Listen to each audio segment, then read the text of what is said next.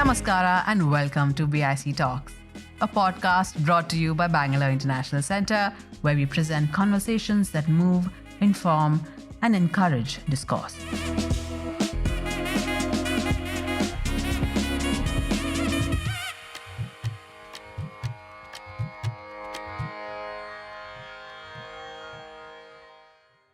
One of the biggest things that we've lost today is the ability to imagine these people of ancient times as being humans who could laugh, who could have desires.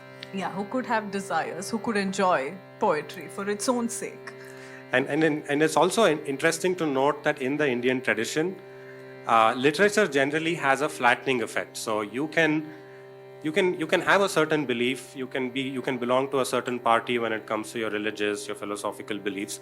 But if you're writing literature, then all those bets are off. You can write whatever you want because that operates in a completely different universe. And Anusha is in fact doing some research on this. So the Sanskrit adage goes, Nirankushah kavayaha. Poets have no fetters. And they're not meant to. The poet is usually compared to the creator, Brahma, and is even one up on Brahma because he can go where the creator can't go. He can do anything. Being immune to the charms of poetry is a crime that is its own punishment, the Sanskritic tradition tells us. Join us as we discover the allure of Sanskrit and Prakrit love poetry and the travails of translating doe-eyes and elephant eyes into English with Anusha Rao and Suhas Mahesh, co-translators of the verse anthology How to Love in Sanskrit.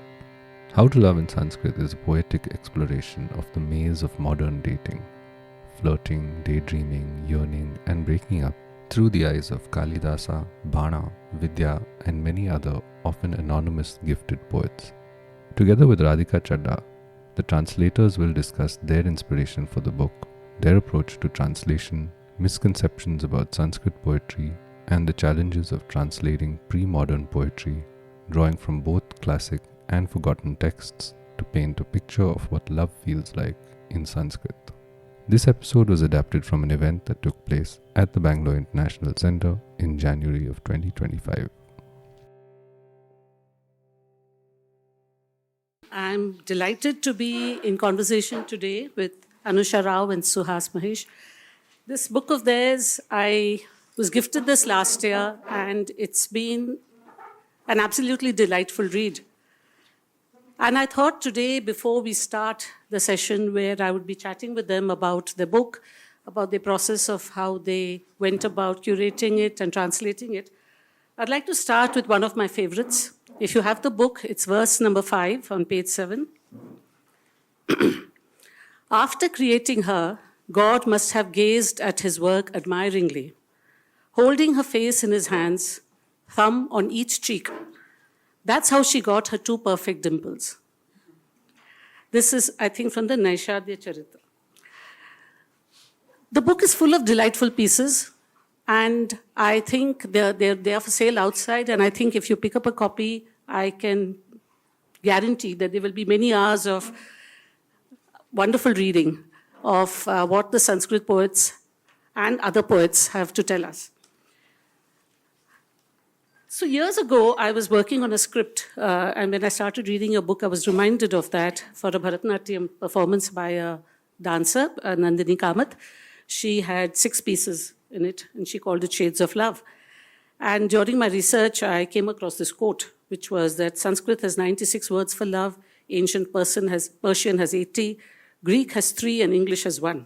Is this one of those internet legends, or does Sanskrit really have, as a language, more words for love than any other language? this is perhaps an internet legend, but it is true that Sanskrit has a vast number of words for any particular concept that you want. Maybe not for love, but for instance, elephant or fire, you can easily find about 100 words each. So maybe not for love, but it's definitely a special language that does this for a lot of things. To add on to that, I think one of the unique properties of Sanskrit that lets it have so many synonyms for a single word is that you can build together compounds from blocks of words. So, for example, if you want to say a tree, you can say padapa, something that drinks with its feet. If you want to say cloud, then you can say the thing that carries water. So every word for carry and every word for water put together will give you the word for cloud. So similarly for love too, it does have many words, but since it's not a compound word of this, we would say it's an internet legend. I was thinking also that that long list must have words like, say, Vatsalya, which is for parental love, or Maitri, which is a benevolent, friendly love, or even Bhakti, which is the love of the divines. But your book is not about those. Your book is about romantic love, right? That's so it's, in that sense, it is zeroed in only on perhaps a few of those, perhaps, I don't know if they are 96 words or not. Did you find when you started this project, and did you find raised eyebrows and nervous giggles when you told people you're working on love poetry? I notice in your book, in your acknowledgements, you have quite charmingly thanked your families and requested them to skip chapter 6. Chapter 6 is how to make love. And is it because Sanskrit has this reputation of being this hallowed language, language of the gods, of hymns, of incantations? Or is it that the shadow of the Kama Sutra is so heavy and pervasive that it's difficult to visualize love in all its other nuances? What was your experience when you told people what you're working on? I would say it's a little bit of both. You zeroed in on it exactly. The problem is that when you tell people about Sanskrit, there's one section of people who thinks of it as the sacred language of the gods, not to be sullied with mundane things like love. And then you have another section who only thinks of the Kama Sutra. But there is so much more to explore in Sanskrit literature about love. And one of the surprises that we've encountered in responses to the book is that Sanskritists or traditional Sanskrit scholars are very comfortable with the book, as are people with no acquaintance with Sanskrit. But there is a faction of the middle that is deeply uncomfortable with Which has Sanskrit. some preconceived ideas of what the language exactly, of what can it be should used talk for. about. Yeah. Okay.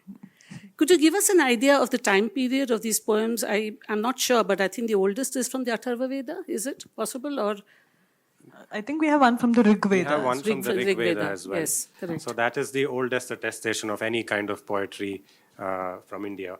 So that would be maybe 3,000 or 4,000 years ago. And we have sections all the way from 3000 BC, 1000 BC. We have a lot of material from right around when the Christian era starts, and all the way down till the 18th century and even the 21st century. So we even have a couple of really amazing poems written by a professor at Delhi University, a poet in Bangalore. So we've tried to cover the whole period really. We have poems by you too. Yes, there are a Which couple is by me as well. modern as they Yeah. get. Yes, yes. What about the geographical spread? From Kashmir, I noticed, in the north. How south does it go? It goes all the way till Tamil Nadu. So in fact, Sanskrit really starts flourishing in Tamil Nadu around the 16th century. So the best kind of Sanskrit is being produced in the south. It's after the 15th century or so, it declines in the north. And we have a lot of examples of that from Tamil Nadu. We have some from Karnataka. So the entire subcontinent really, and a book says that. So below every poem, it tells you where in India it was produced, and you'll see that it's all across the subcontinent. And one of the great things about the tradition really is that it was a completely integrated tradition. So somebody would write something in Kashmir, and 5 years later, you would have somebody in Tamil Nadu reading it and responding to it. And if you wrote something in the south, within 5 years, it would be in Banaras, and all the pundits there would be discussing it. So there's a lot of talk today about the idea of India. What exactly is it? Was there an idea of India? And I think the existence of this Republic of Letters, which was a very strong Republic of Letters, that is perhaps one of the answers to was there an India? Because this Republic of Letters very clearly stretched between Gujarat to Assam and Kashmir to Kanyakumari. So this clearly existed. In one of your poems, one of the footnotes, each poem has a little footnote apart from the source and the poet. There are tiny nuggets of information which are quite delicious. And one of them I noticed you said, I think it's from the Gaha Saptasai, where you said this poem went viral in those days. And is that what you meant when you just said that a poem could originate in one part and then ricochet through other parts of India. Exactly. So a lot of the poems that are in this book, they essentially went viral. So if there are people here who read old Telugu or old Hindi, Braj Bhasha, old Kannada, it's not unlikely that you would find verses that are exact translations of what you see here. In most cases, it was that these verses went from Sanskrit into other languages, from Prakrit into other languages. But there are some cases where the opposite happened. So for instance, there's this one verse in our book about two deer. Why don't you read it out? I don't know if I think can it's locate it, but I'll tell tightly- you what the idea is. Okay. I remember the Sanskrit version, so I can tell you the Sanskrit one. Trishitam harinim harinaha, trishitam harinam vijanati harini, mitam ambu palvalastham, kapatam pibataf paraspara lokam. It's a lot easier to remember Sanskrit than it is to remember English, so remember those. So what's happening here is there are two deer, a deer and a doe, and they're really thirsty, and they've chanced upon a little puddle of water. And both of them know that that little puddle isn't enough for both of them to drink. So each is only pretending to drink while looking at the other. And this verse we found in a book that was compiled in a Mughal court. It was compiled on the orders of the Subedar of Bengal, who was, I think, the nephew of Aurangzeb, but was related to Aurangzeb. And it was only later that we discovered that this is actually the translation of a Sangam Tamil poem. This is not in the book because we discovered it later, but we're sure that there must be other instances where the translations have happened from Tamil into Sanskrit and other languages. So the title of the book is How to Love in Sanskrit. And I know it's punchier to say that than to say How to Love in Sanskrit, Prakrit, Apabhramsha and Pali, because these are the other languages in the poems. But Sanskrit, I think, has about 75% would I say, of the 200 odd poems in this. Tell us a little bit about these other languages, Apabhramsha, Prakrit, I think we are more familiar with. And I think you have one poem in Pali, or was it one poem in Apabhramsha? One in Pali and one in Apabhramsha as well. So this is the question that we've most commonly got after writing the book. A lot of people were offended that we you only left out. mentioned the Sanskrit. So maybe we should address the prevalent misconception first, that these are two entirely separate literary traditions. So the misconception goes that Prakrit is the language of the masses and everyone was talking in it, and Sanskrit is this highbrow, elitist kind of language. But the most famed love poetry in the book is actually from the Gaha Sattasai or the Gatha Saptashati, which is a Prakrit text. And so these are the poems that went viral and were copied into Sanskrit so many times. And it turns out that Prakrit was actually as elitist as Sanskrit in that sense, in that so Prakrit even has a boast that you claim to speak on matters of love and yet you don't know Prakrit. What a shame. So Prakrit is known to be the mellow kind of language of love, unlike Sanskrit with its harsh sounding consonants. But maybe I'll let Suhas speak a bit about the development of Prakrit and Apabhramsha. So, I mean, a lot of people actually think that Sanskrit is an artificial language, which nobody ever spoke, and this scholarship knows to not be true. So Sanskrit was spoken in kitchens and in bedrooms about 3,000 or 4,000 years ago.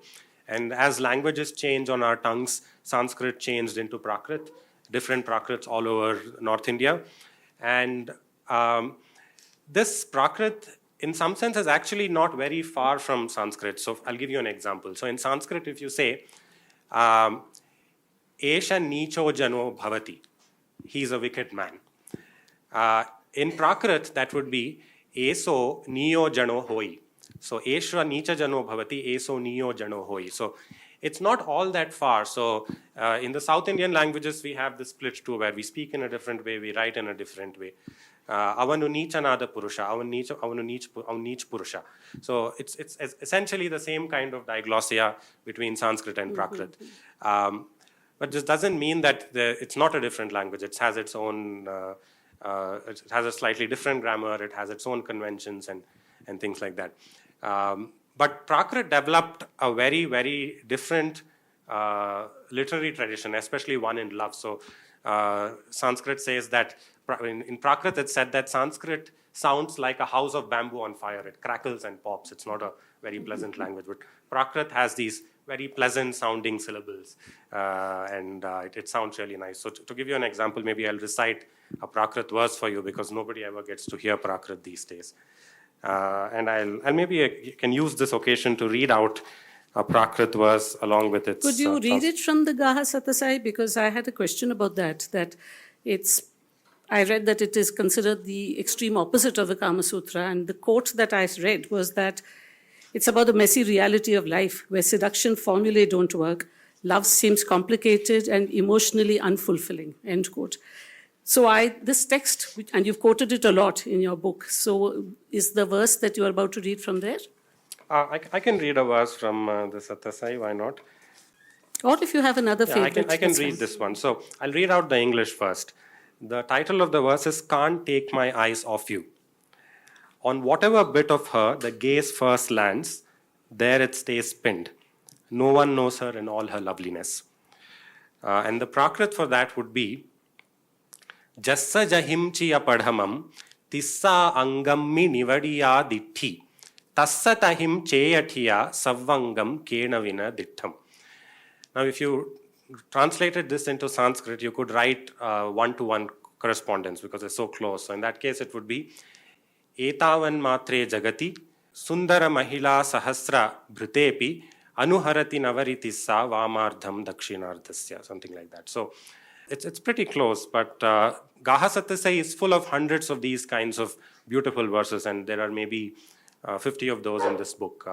And that's probably the cream of the book, I would say, is from Gaha Satasai. In your introduction, you have sort of burst this romantic bubble that we shouldn't assume that the average householder in those days was amazingly gifted in romantic poetry, and that these poems were not sweet murmurings of ordinary men and women to their partners.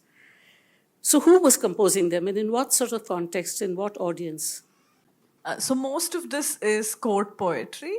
Court poetry. Yes. So where you have gifted poets maybe writing to impress the king or reading their poetry out to other very learned people who then appreciate it.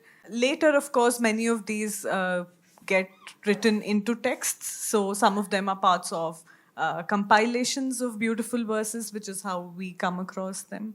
Some of the verses that we've got are even only in manuscript form, so they're no longer even published. And we are working on a couple of manuscripts that way, which is how we've come across them.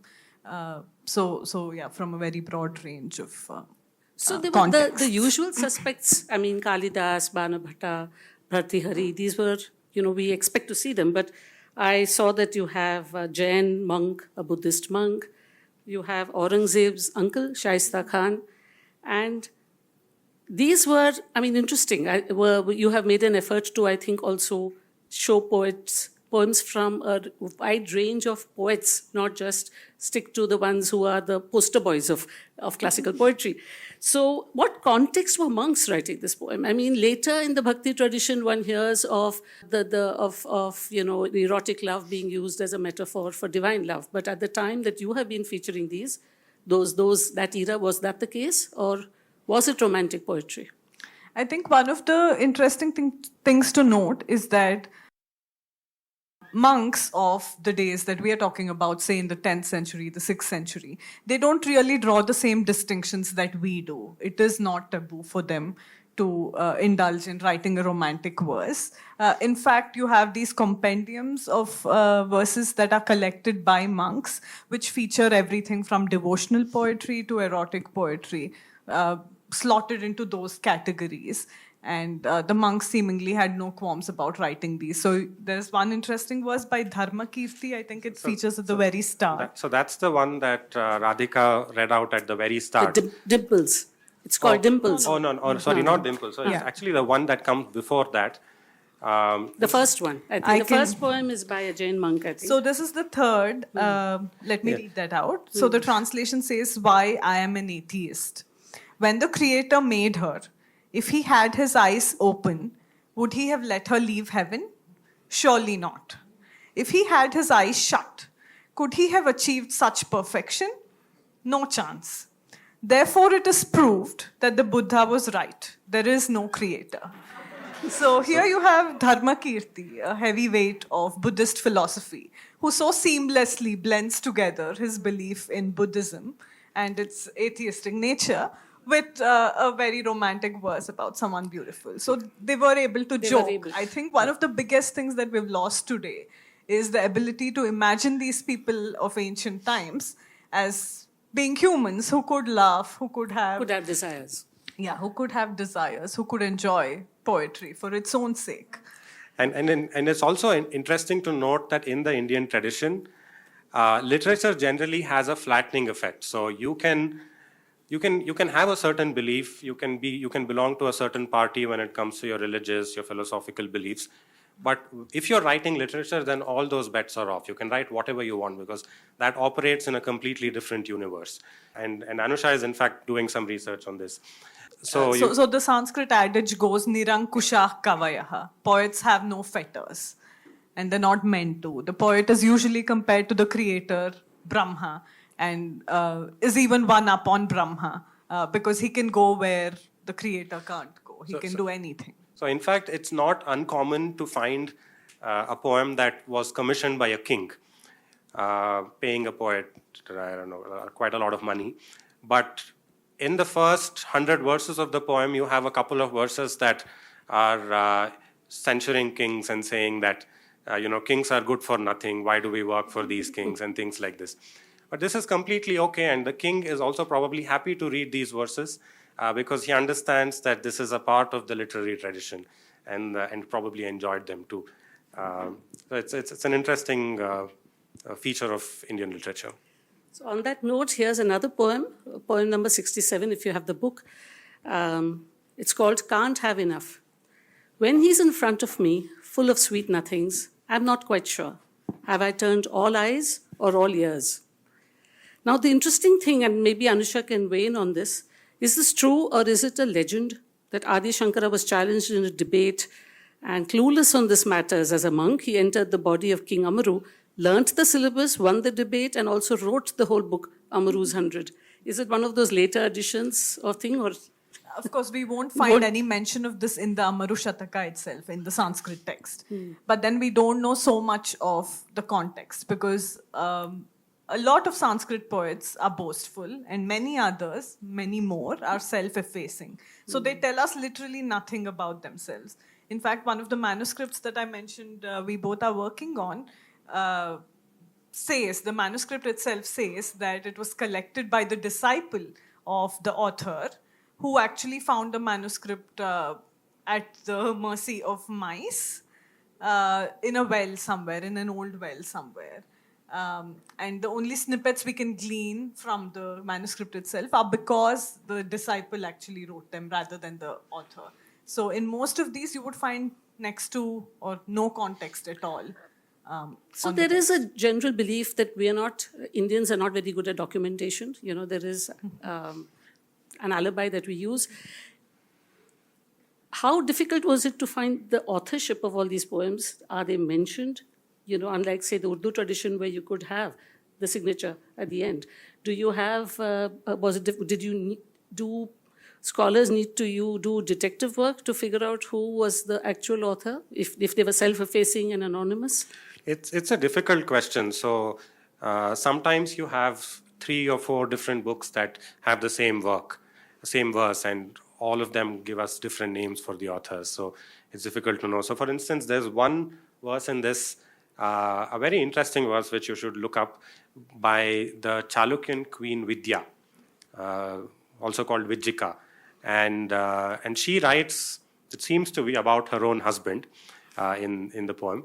And she was a very colorful person who also said that, they describe Saraswati as white, but they haven't seen me who's dark complexioned. Clearly I'm dark-skinned. Because I'm dark-skinned. So, and this was, it would have been great if it was actually by Vijika or Vidya, because it seems to be written by a woman if you look at the content of what it says. But if you look at 3 or 4 different sources, one of them says Vidya, the other says somebody else. So it's hard to actually know. And this is the case. with a lot of the verses.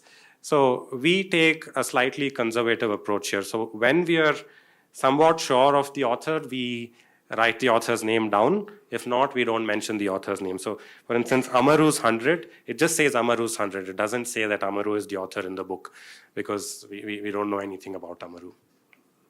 I have to add here that the last 3 poems in the book are by Suhas. His name is not there, but they were by him, and he stuck his name only into the Sanskrit version of it. So yes, before anyone else assumes that these were anonymous poet. In your introduction, you had this, you said, how does one say, I love you in Sanskrit? And you answer it saying, you don't. That is not the way the Sanskritic mind thinks. How does the Sanskritic mind think? So I'm not sure how many of you have seen the Kannada movie Kaviratna Kalidasa, but that has a little scene where Kalidasa asks someone, or is it someone who asks Kalidasa what his name is? And the way of doing that is you don't say what's your name, or even as we say in modern Indian English, what's your good name? You would say which letters are fortunate enough to find a place in your name. So this is how the Sanskritic tradition does it. So you would do a lot of other things, but you would not say I love you. In fact, there's a verse where a well-known writer on rhetoric says, it is obscene to just say it so plainly, like to tell someone, I love you so much, why don't you love me back? In fact, you should say it in a much nicer way, like, I'm so pleased that the love God who torments me to this degree is leaving you alone unscathed somehow.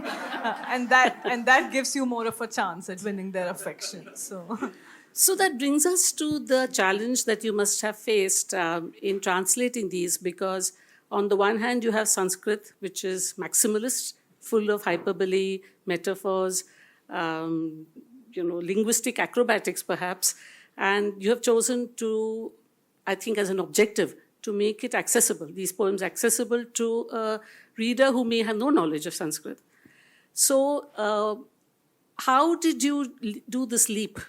As in, you must have had to work a lot on what to strip away, or did you choose poems based on what you thought was their translatability into the form that you wanted? Yeah, it's, I think most of the work that went into this book was one of curation. Because if you just choose verses without thinking too hard about them, then you're going to encounter all kinds of problems in trying to connect with a modern reader. So for instance, in Sanskrit, you may call a beautiful woman Rambhoru, which means, "O woman with thighs like the stem of a plantain." So there's no way to make that palatable in English. There are also all kinds of references to mythology. So for instance, in Sanskrit, you have this, there's supposed to be this submarine fire that burns inside the ocean. And that might come up somewhere in a love poem. Which makes perfect sense if you're reading Sanskrit and you know all about it, but otherwise it's very difficult without footnotes to make it relatable to the reader. So we read about 10,000 poems before actually choosing these 200. It was a lot of reading, which we enjoyed doing. But exactly as Radhika said, we had to strip away. First, we had to filter down to the poems that actually don't have a lot of this kind of detail that modern readers wouldn't know about. And after that, it was also some amount of replacement. So for instance, if the poem calls a woman Rambhoru, it doesn't really have any real connection to bananas. That is very clear. It's just another way of saying beautiful girl. So we just translate it as an equivalent as beautiful girl or something like that. And another problem with Sanskrit poetry is that all Sanskrit poetry is actually 4 lines long. A lot of people don't know this, but so that means that in 4 lines, you need to start your idea and you need to end your idea in 4 lines. A Sanskrit poem is a self-contained unit in 4 lines. These lines can be small, so dharma kshetre kurukshetre is 1 line, a small meter, or it can be long. So for instance, nritya dhurjati karagata damaruka dhumu dhumu paturava paripanthinya. This is 1 line in a much longer meter. And to fit all of these things into 4 lines, Sanskrit poets are very, very, they're very, very, there's a lot of brevity in Sanskrit. So it might refer to an entire episode in some other book by just using one word.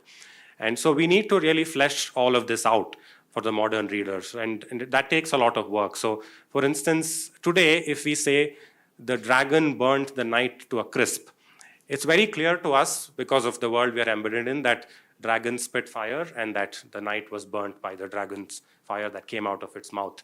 But 1,000 years from now, if somebody is translating an English text that says this, the reader may wonder, was the dragon carrying a weapon of some sort? Did it have a flamethrower? Did it have servants who did this? It's not clear. And this problem pops up in Sanskrit all the time. So we have done a lot of fill in the blanks, which I think if you go to any Sanskrit scholar, they would agree almost immediately. It's like saying the dragon burned the night to a crisp. None of us would debate that. I think we have done a lot of fill in the blanks, but all obvious fill in the blanks. There's not much ambiguity there. And what about the process? So you chose these poems, and how did you go about? Did you all do it together? Did you have a process for that too, for the translations? So we found that the best way to go about it was for both of us to translate the poem individually. And then once we did that, we would get together and read each other's translations. And we found that a lot of the time, we did not agree on what the poem essentially meant or how we were interpreting it. So we were reading it quite differently. And then that made us think some more. And we went back to the poem, we looked at some commentaries, we thought about the context more deeply. And ultimately, I think we arrived at a version that we both could agree was the best possible representation of what the poem actually meant. And do you have an example of where you would have said, is that how you read it? I didn't read it that way. So I can read the translation out. The weaker sex. She goes to meet him in the dead of night, braving the rain, charging through the thorns, crossing a river or two, even stomping on snakes without a care. Then she reaches his bed and pauses for his arm to help her up. So what did you disagree on? Yeah. So I'll come to that. Now, the interesting thing about this poem is that we left the ambiguity there for readers to figure out how they want to read it.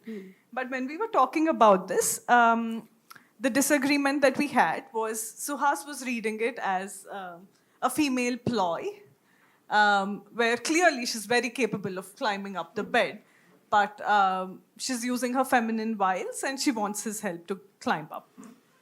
Whereas I was thinking about the larger Sanskrit tradition in which you have, say, poetry like the Kumara Sambhava of Kalidasa, in which Parvati, if you're familiar with the text, actually performs a lot of penance in order to win Shiva's love.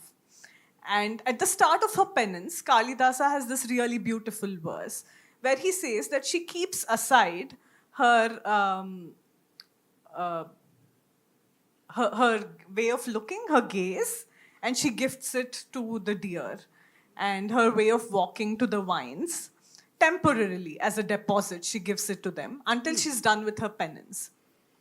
So here, I think what we see is that this way of looking in a beautiful way, sidelong glances, which deer are famous for in Sanskrit, and Parvati is famous for as well. And her gait, her manner of walking that is so attractive, but not suited for penance. So these come naturally to women in the Sanskritic tradition. It is not a ploy or a wile that women employ to get the attention of someone else. But the right place for it is not during penance when Parvati is performing it. Or in this verse, the right time for it is not when you're having to undergo all these adventures just to reach the man you love. But once she reaches him, that is when she resumes her natural and mode. she can be herself again. Yes, she can be herself again, and she's fine being vulnerable and stretching her arm out and asking to be helped up. So that was how I read it, and it's left to you which of us you agree with. So just wanted to add one more thing here. So in Sanskrit, in English we say show, don't tell. And that is also a big part of Sanskrit poetry. So that comes under the whole philosophy of dhvani, resonance. So where you suggest things to the reader, and there's a very nice verse that says that what a poem should be like. So it says Nandri payodara evatitaram prakasho. So a poem shouldn't be like the women of Andhra Pradesh. This is Andhra Pradesh of long time ago, who wear very little on their bodies. No Gurjari stanai vatitaram nigudaha. Nor like the women of Gujarat who wear too much. Artho giram apihita pihita kadachit saubhagyameti marahatta vadhu kuchabaha. So poem should be like the women of Maharashtra, Marahatta as they used to say them. Not wearing too much nor wearing too little. And in that way you you have the most impact on the reader. So as a result of this philosophy, apihitaha pihitaha, that actually causes some amount of ambiguity in the poem. But we have tried to preserve this ambiguity. So in most cases, we haven't actually taken a side in the book.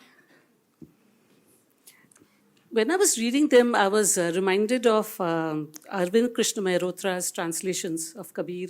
I think he's also done the Gata Saptasahi. In the sense that there was this flavor of being playful, irreverent, comfortable use of contemporary slang, colloquialisms. Were you informed or influenced by any other translator of poetry when you began this work?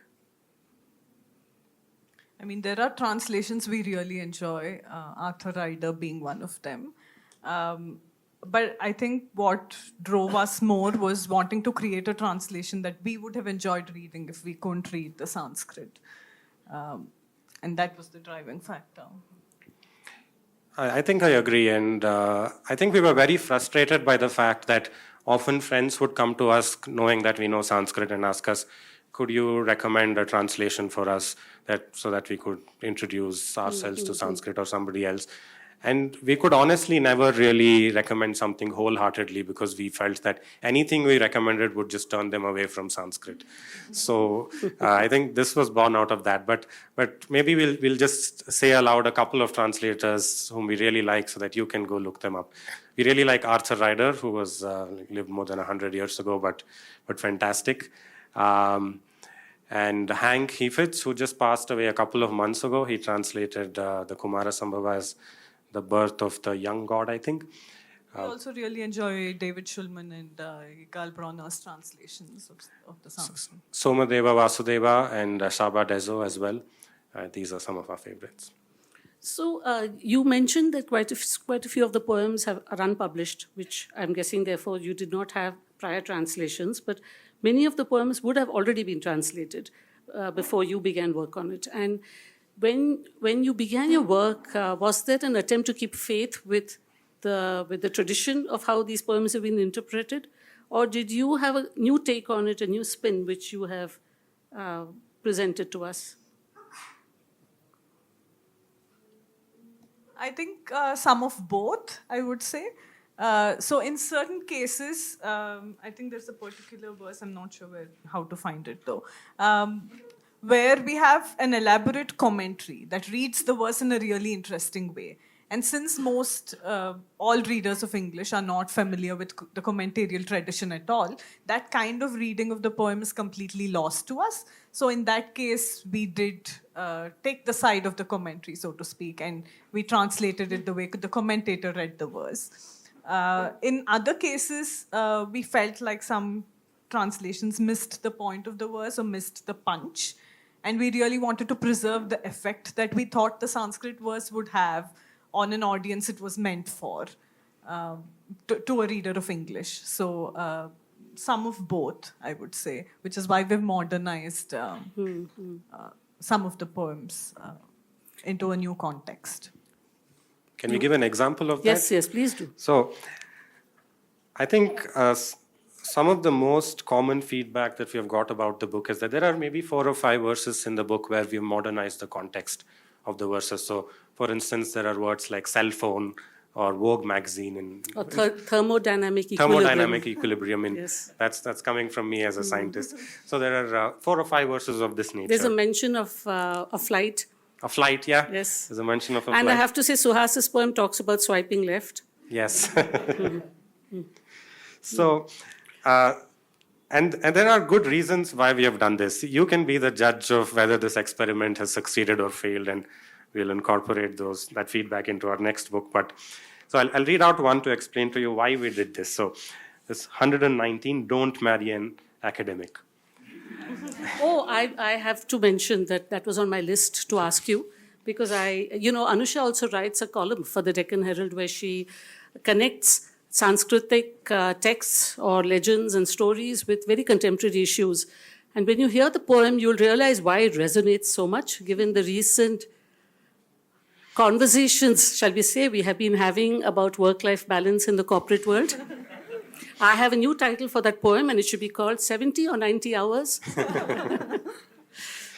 So this is coming from the wishing tree of Rasa Kalpadruma, 1700 CE.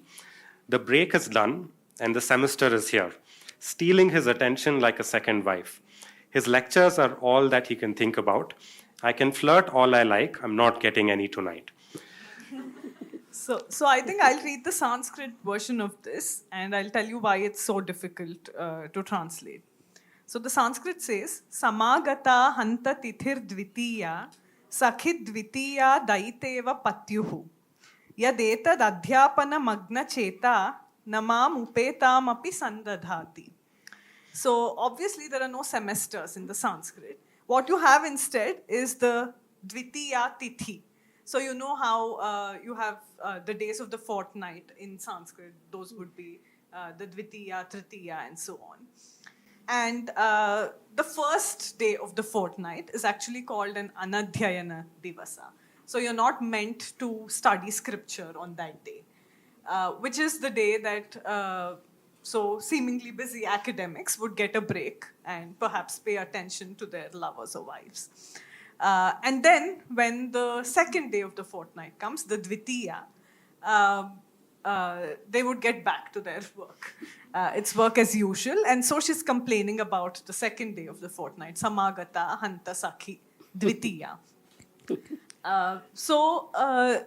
Now, if we wanted to explain this, we would need to give you a very elaborate footnote about the days of the fortnight and how it's an anadhyayana divasa, etc., which takes away from the punch of the verse.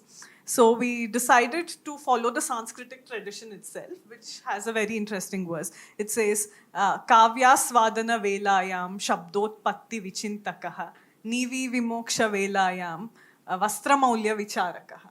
So someone who thinks about the derivation of words and grammar and syntax while reading poetry is like someone who thinks about the cost of the clothes as he's loosening the waist knot of a woman.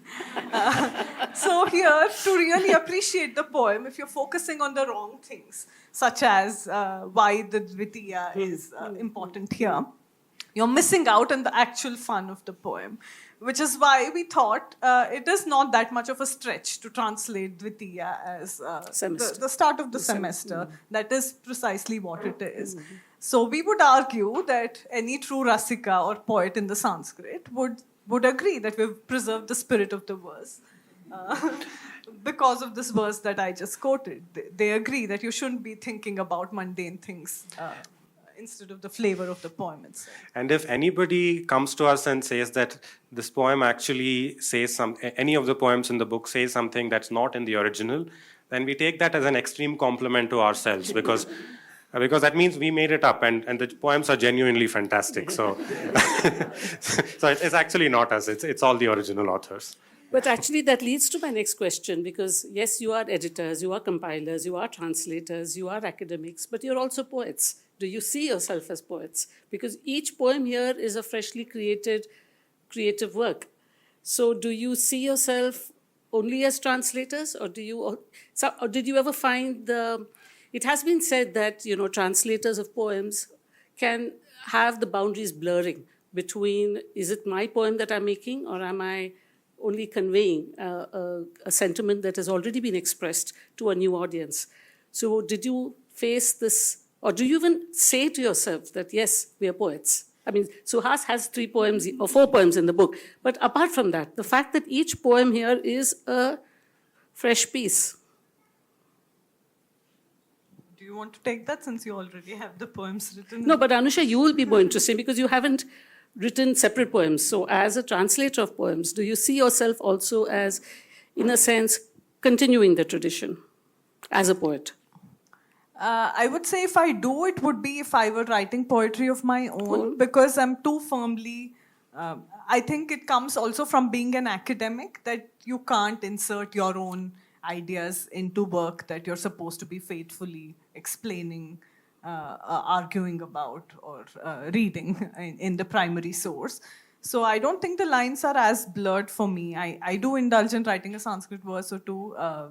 Not usually romantic poetry, and my skills are rusty now. But yeah, I don't think the boundaries blur for me that much because it's very clear that I'm reading a poem from a poet elsewhere, and as someone who enjoyed it as a rasika, and your focus is on how to exactly get conveyed. Yeah.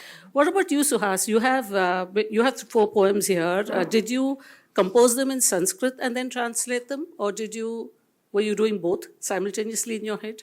Because of the after doing 200 odd poems, I suppose simultaneous translation must be happening. I mean, when I compose in Sanskrit, the mental effort is all in Sanskrit. There is no English or Kannada or anything mediating that. And after that, I translated it into English. So if you take the Sanskrit version of the poems that I have written and you show it to a Sanskrit scholar, they will read it and they will tell you this sounds exactly like a classical Sanskrit poem with no mediation of any other language. Whereas the English translations that has been presented is like any other translation we have done, where we've had to modify a few things to make it accessible to an English-speaking audience. I definitely identify strongly as a Sanskrit poet. I write a lot of Sanskrit poetry in the old tradition, in the old classical meters, things like that, purely for fun. But I don't think that I really consider the translations in this book as any poetic effort from me. In fact, I feel that there's perhaps a lot of room for improvement in the style of these translations, but it's really the curation that's doing most of the magic, which nobody has succeeded in doing so far, because it's a lot of effort. Reading 10,000 poems is not an easy task. So I had this thought that both of you immersed lovers of Sanskrit poetry and therefore loving it in all its maximalism, all the ornamentation and all the flourishes. And the translations are crisp, spare sometimes. Is it easy living in both these realms, or was there a bit of a pang that in order to make this more accessible, you have to remove some of the stuff that you clearly must be loving? Otherwise, you wouldn't be loving this poetry. That's a fantastic question. I would say there is always this, this is the pain of a translator always. I think what helped us was that if we were to translate it with all its frills and fancies, we would still have that pang because it's not conveying what we wanted to. So it was a trade-off that you had to make. Yes. So it's the trade-off that every translator has to make, and this was ours.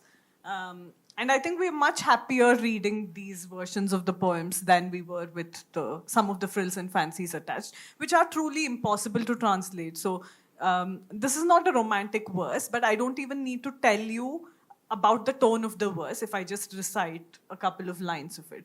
So this verse goes, Ukti pratyukti marga krama parichayavan asti kaschid vipaschid yadyasmin swasti tasmai budhavara samitau bibhyadabhyagato bhut. So you already know it's almost like a declaration of war. It's someone inviting any learned scholar to challenge him. I'll give you another example which I like a lot. Swachandochala dacha kacha kuhara chateta rambuchata murchan moha maharshi harsha kalitas. So it goes in this fashion. But what this is it's a description of the torrentious flow of the Ganga. Swachandochala dacha kacha kuhara. So the way it lashes against rocks and the spray goes into the sky and things like this. But you can actually hear this in the verse. And we are today, unfortunately, embedded in a sort of literary environment where no matter what you publish, there is some blurb writer or some reviewer who's willing to say that this is the most sonorous translation that's ever been made. They managed to completely capture what the original has in the translation. And we feel that we have not read any Sanskrit translation so far that managed to do any justice. In fact, it's impossible. You can't do this in we English. feel like if you're making the claim, it is a dishonest claim, because how can you capture the effect of what we just recited in Sanskrit in a language like English? The properties of English are not suited for. You have this little example in your introduction where you compare, maybe you'd like to talk about that, about the idea of transplanting an Indian wedding into an English countryside.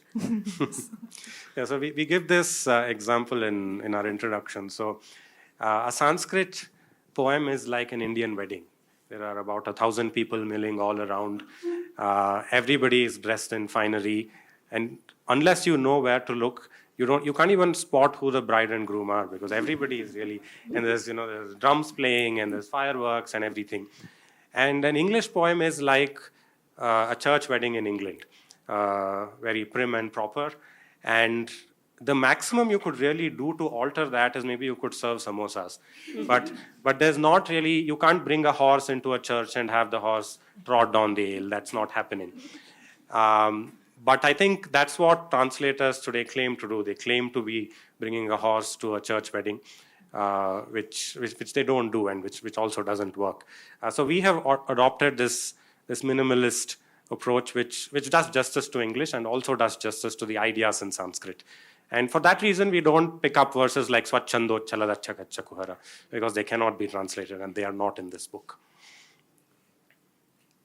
So the chapters, there are 9 chapters in this book, and they're called How to Flirt, How to Keep It a Secret, How to Daydream, How to Yearn, How to Quarrel, How to Make Love, How to Make It Work, How to Break Up, and How to Let Go. And when I came across this poem, which is poem number 165, which says, love with a capital L. If you let their slips pass, if you peer into vogue for advice, if you can bear to be apart, whatever it is not love. And it made me laugh a lot because, one assumes, one knows about the tradition in, say, Cosmopolitan, which will have these little pithy columns on relationship advice and dating advice. And at first glance, your title, chapter headings sound like that, but they are not really, because you're not really dispensing advice here. You have, I would say, they're more of groupings rather than a how-to manual for any of these. What was your thought in the segregations that you made? Yes. So I think that's 2 questions rolled into one, and I'll try to answer both. So the first is that the categorization of a traditional Sanskrit anthology runs in sections, like I mentioned before. So there's one on prayers, and then it's sorted by various gods. So pray to Ganesha, pray to Vishnu, pray to Shiva, and so on. And then you have the romantic section, which is sorted by everything from the age of the characters involved to there's an entire section on the description of a woman's eyes, the description of a woman's lips, and so on. And so it goes. And we didn't want to do that because it also doesn't make sense. And since we need to do a lot of explication, but we didn't want to insert it into the verse itself, which would make it difficult to read, we thought we would give a hint of it in the title. Chapter titles. Yeah. So that was part of our idea to group it in this way. But of course, the titles that we've mentioned are outside of the verse itself. They're not there in the Sanskrit verse because Sanskrit verses are not grouped that way. But they stay true to the spirit of it, and they do give the reader a hint of what is coming their way. Of stages, really, in a way, of relationship in many ways. Yes. It sort of takes you through right from the beginning to How to Let Go, which has got some sad poems also inside. That's right. Yeah.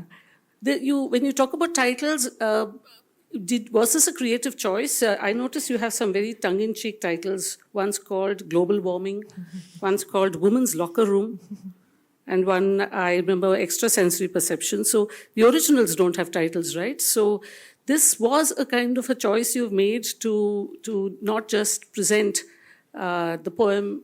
I remember, I think there are classical poems that I've read, translations in the Kuruntogai, which they just have a number, and they have not used a title. So what was your thinking behind this creative choice? I mean, so our poems our translations are somewhat minimalist. We don't use too many words. So in some cases, the title serves to hint to the reader what they should think about in interpreting this poem.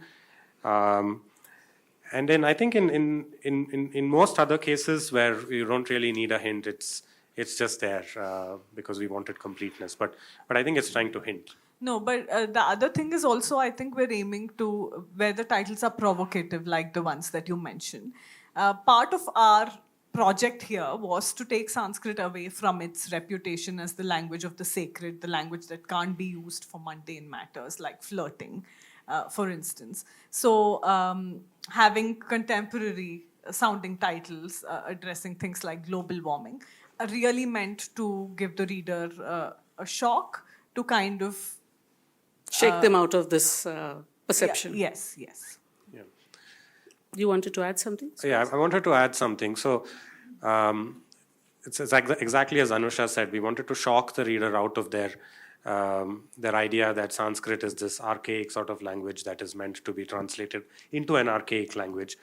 And this was, in fact, something that a reviewer brought up in a very popular magazine.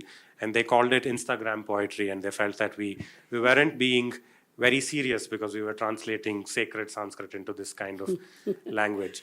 But I think people who have this objection sort of miss the point, because to the people who wrote these verses, Sanskrit was not some kind of an archaic language. To them, Sanskrit was exactly what English is to us today. So English is not the language that we speak at home, but it does slip in more often than it should maybe. But we're all really comfortable in English. It's an intellectual language for us, and that was what Sanskrit was for all the people who wrote this. So it was not some kind of an archaic language. It was very much the language that they lived and breathed, that they used every day at work, in courts, and things like that. So translating that kind of a language into a very archaic language is like translating some novel that we are writing today, 1,000 years down the line, into Shakespearean language or something like that. It simply doesn't make sense. So these poems are actually written in really fresh Sanskrit that's meant to be translated into a fresh language of this sort. It's not archaic language. So this is known as the King James Bible effect, in fact, because when people consider that the King James version of the Bible is the most authoritative, simply because it's written in a very, very archaic register of English, and that gives it its authority. But since then, academics have shown over and over again that it's full of errors. But to the public, it doesn't matter, because it's Old English. It must be authoritative, and I think that's also the problem that we face. So, since you were talking about another religious text, the religious texts we have keep exhorting us, right, with so many metaphors about the risks of the destabilizing effects of desire and love. There are so many metaphors about how to yoke these desires to tread the right path. And this book, on the other hand, is almost like a defiant embrace of love and pleasure and desire, with all the pain and angst that might come in its wake. And I think, Anusha, this is one of your interests, this intersection of Shastra and Kavya. So what could you tell us of what your thoughts are about where this sort of balance lies between the two? Like I think I said before too, it's important to remember that these were people, breathing human people like us. So you can find a variety of poetry. I think the best instance of this is Bhartrihari. So he writes, the Sringara Shataka is attributed to him, and the Vairagya Shataka is attributed to him too. And the Vairagya Shataka is one of our favorite pieces of poetry. And it's all about dispassion, renouncing the world, giving up. And in that, his voice is that of a really tortured man who's trying to give up, attachment to worldly things. But it is a struggle, as it would be for us today. So we see the struggle reflected in some. We see, for some, this might be a purely literary exercise. So I think there's a variety of people writing these poems, some of whom don't see conflict between their religious duties or enterprises and the act of writing poetry, some of whom are really trying to detach themselves from the world and penning their struggles down. So, is this the one you were referring to? Neither here nor there? Yes, exactly. Yes, I had marked it out for reading. It's beautiful. Yeah. 210. Yeah. So the Sanskrit verse goes.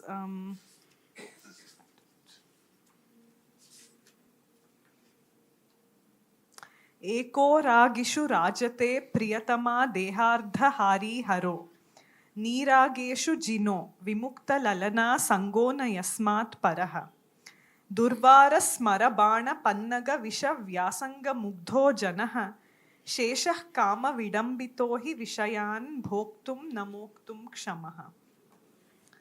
So our translation.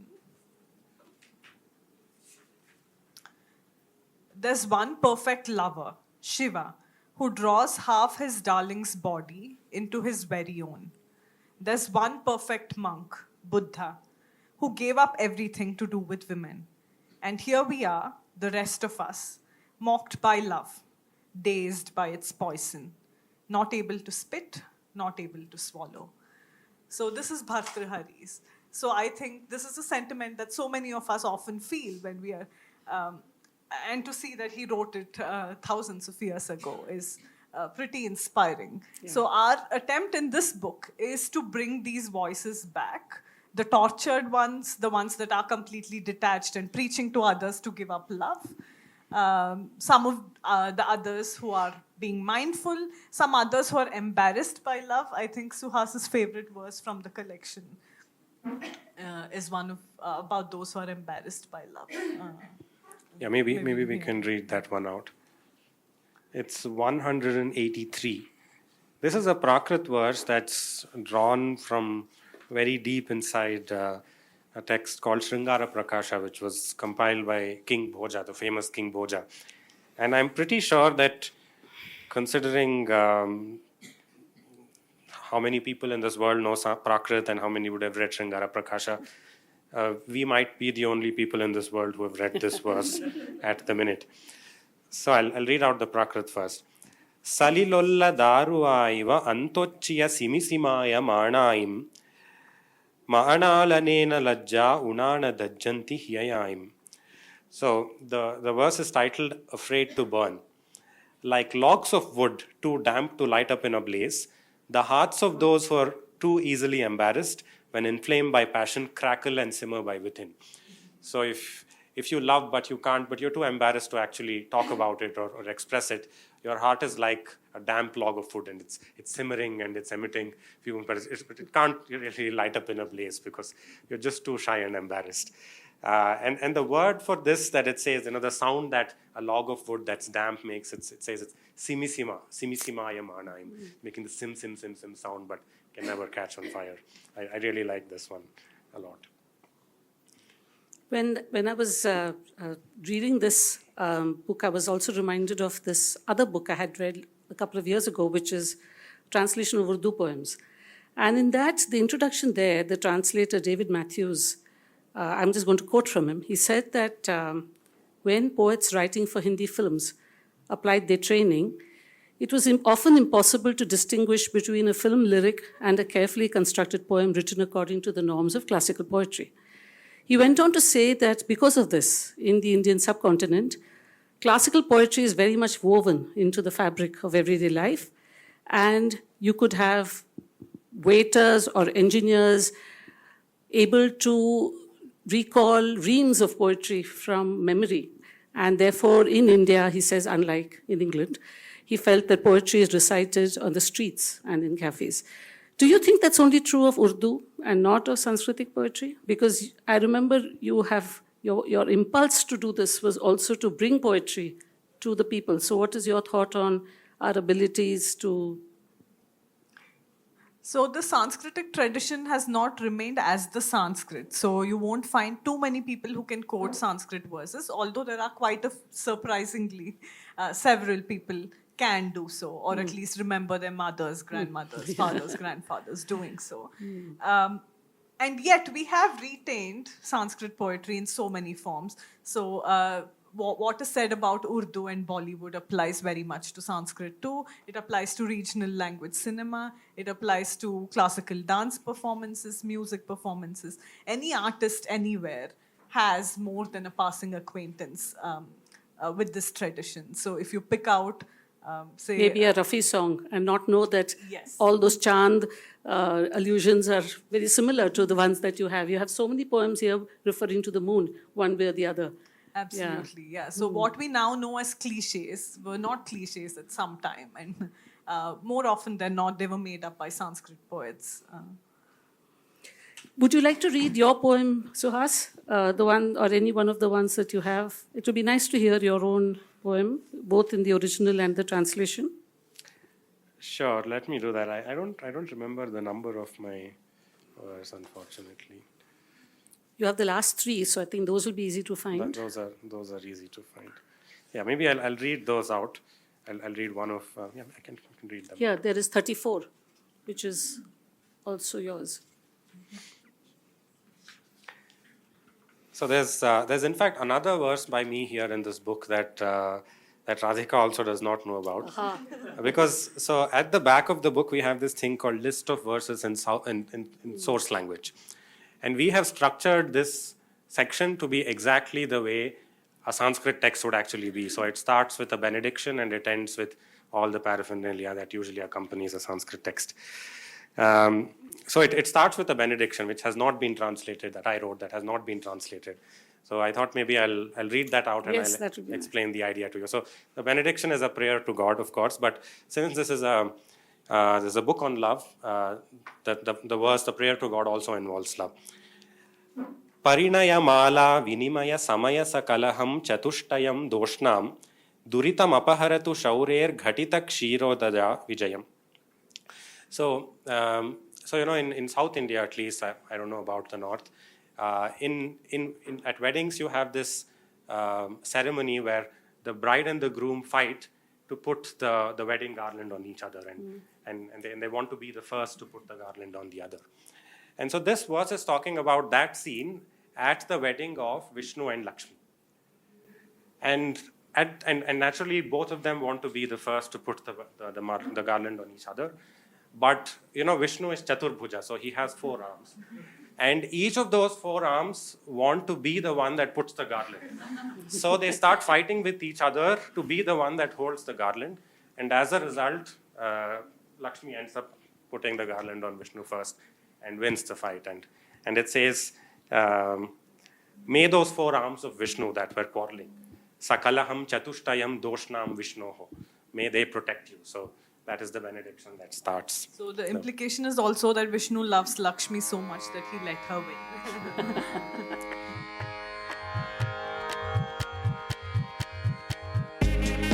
You have been listening to BIC Talks by Bangalore International Centre. If you like what you heard, do follow us on social media. Keep up with our programming by signing up for our mailer on the website or leave us a review or rating on Apple Podcasts or iTunes. The crew that makes these podcasts possible is Gaurav Krishna and Ishan Gupta on sound supervision and production, with support from S. Sarunaraj and Raghu Tenkaila. Artwork is designed by Chandni Venkataraman of Crisscross Design Studio. Don't forget to subscribe to our channel on your favorite podcast platform. It can also be accessed on our website, bangaloreinternationalcentre.org. This is Lekha Naidu, signing off on behalf of everyone at BIC.